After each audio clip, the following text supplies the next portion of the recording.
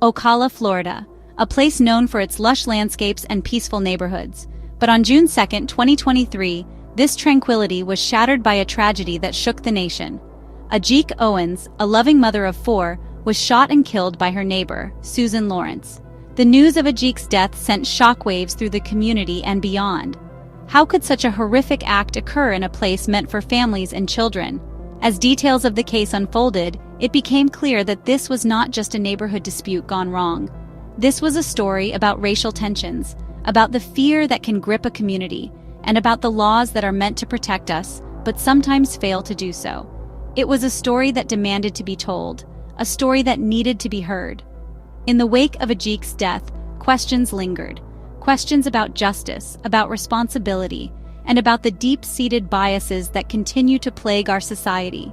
This is the story of Ajike Owens, a woman whose life was tragically cut short, but whose legacy continues to inspire a fight for a more just and equitable world. Ajike Owens and Susan Lawrence were neighbors, living just a few feet apart in a quiet Ocala community. But beneath the surface of their shared space, a simmering tension had been brewing for months. The heart of the conflict, the simple act of children playing. Ajike's children, full of life and energy, often played in the grassy area near Lawrence's home. To Lawrence, their laughter and games became a source of annoyance, a disruption to her peace. Witnesses reported seeing Lawrence confront the children on multiple occasions, her voice laced with anger and frustration. Some even claimed to have heard racial slurs directed towards the children, painting a disturbing picture of prejudice and intolerance. The tension between the neighbors escalated with each passing day, fueled by misunderstandings, perceived slights, and a growing sense of animosity. Little did they know that this seemingly minor dispute would soon have devastating consequences, forever altering the lives of 2 families and leaving an entire community grappling with the aftermath. The day began like any other, the sun shining brightly on the seemingly peaceful Ocala neighborhood. Children, including Ajike's young son, were playing outside, their laughter carrying on the gentle breeze. But the tranquility was shattered when Susan Lawrence emerged from her home, her anger palpable. She confronted the children again, her voice rising in volume as she demanded they leave the area. In a moment of frustration, she threw a roller skate, striking one of the children. Hearing the commotion and her son's cries, Ajike Owens rushed to Lawrence's door. She wanted to address the situation, to understand why her children were being targeted. Unarmed and with her son by her side, she knocked on Lawrence's door, seeking a conversation, a resolution. But the conversation never happened.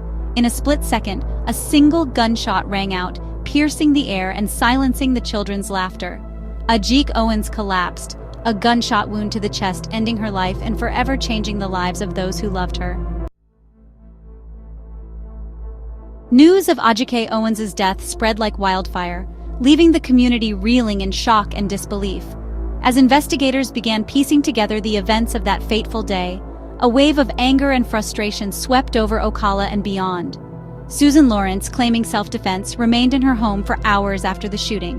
The delay in her arrest, attributed to Florida's controversial Stand Your Ground law, sparked outrage and accusations of racial bias in the investigation. The Stand Your Ground law allows individuals to use deadly force if they believe they are in imminent danger of death or great bodily harm. However, critics argued that Lawrence, safely behind a closed door, was in no such danger when she fired the fatal shot. As days turned into weeks, the public outcry grew louder. Protests erupted, demanding justice for Ajike and denouncing the Stand Your Ground law as a dangerous loophole that disproportionately endangers Black lives. The nation watched closely, waiting to see if and how justice would be served. The trial of Susan Lawrence became a focal point for discussions about race, justice, and the limits of self-defense laws in America. The prosecution presented evidence of Lawrence's history of harassing neighborhood children and her escalating aggression towards Ajike Owens and her family. The defense argued that Lawrence, a white woman living in a predominantly Black neighborhood, acted out of fear, believing her life was in danger when Owens knocked on her door. They painted a picture of a woman terrorized in her own home, driven to a desperate act. After weeks of testimony and intense deliberation, the jury reached a verdict, guilty of manslaughter with a firearm. The courtroom erupted in a mix of emotions, relief, anger, and a sense that while justice had been served, it could never truly heal the wounds left by Ajike's absence. The guilty verdict brought a wave of relief to many in the Ocala community and across the nation. It was a recognition that Ajike Owens' life mattered, that her senseless death would not be ignored. Yet the verdict also brought forth a mix of emotions, a mixture of pain and anger. For Ajike's family, the verdict offered a sliver of justice, but it could never bring back their beloved mother, daughter, and friend. The pain of her loss remained raw, a constant reminder of the future stolen from them. Within the community, the verdict ignited calls for change. Many saw the tragedy as a stark reminder of the systemic racism and implicit bias that continues to permeate society. They demanded accountability not just for Lawrence, but for a system that often fails to protect Black lives. The case became a rallying cry for police reform, for stricter gun control measures, and for a critical examination of stand-your-ground laws and their potential for abuse. Ajike Owens' death, though a tragedy, became a catalyst for change, a spark that ignited a movement for justice. Ajike Owens' story resonated far beyond the borders of Ocala, Florida. The tragic circumstances of her death, amplified by social media and news outlets, sparked a national conversation about race, gun violence, and the uneven application of justice in America. Her case drew comparisons to other high-profile cases, where Black lives were lost under questionable circumstances. The names Trayvon Martin, Ahmaud Arbery, and Breonna Taylor echoed in the calls for justice for Ajike, highlighting a disturbing pattern of violence against Black Americans. Celebrities, activists, and everyday citizens joined the chorus, demanding accountability, legislative reform, and an end to the systemic racism that allows such tragedies to occur. Ajike Owens, in her untimely death, became a symbol of a movement, a reminder that the fight for equality and justice is far from over. The trial of Susan Lawrence concluded with a guilty verdict and a 25-year prison sentence. But the question remains, was justice truly served for Ajike Owens? Can any legal outcome truly compensate for the loss of a life so full of potential?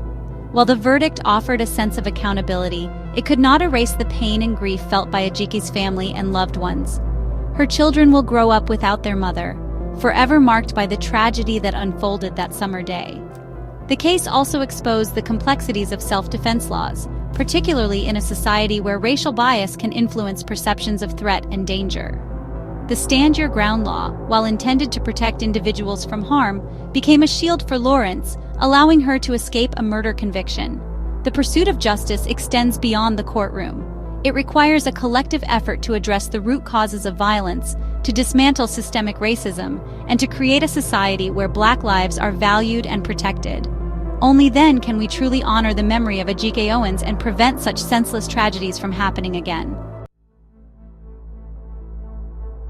Ajike Owens' tragic death serves as a stark reminder of the work that still needs to be done to create a just and equitable society.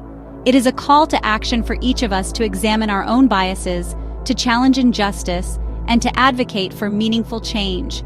Creating safer communities requires a multifaceted approach. It demands investment in underserved communities, addressing disparities in education, healthcare, and economic opportunity. It requires fostering dialogue and understanding between different racial and ethnic groups, breaking down the walls of fear and prejudice. We must also demand accountability from our elected officials and law enforcement agencies. We must push for legislation that protects all citizens equally, regardless of race or socioeconomic status. We must hold those in power responsible for creating a justice system that is truly just and equitable. As we reflect on the life and legacy of Ajike Owens, let us use her story as fuel for our fight for a better tomorrow. Let us honor her memory by working tirelessly to build a world where every life is valued, every voice is heard, and justice prevails. Thank you for watching. If you found this video insightful, please leave a comment below and subscribe for more deep dives into important stories.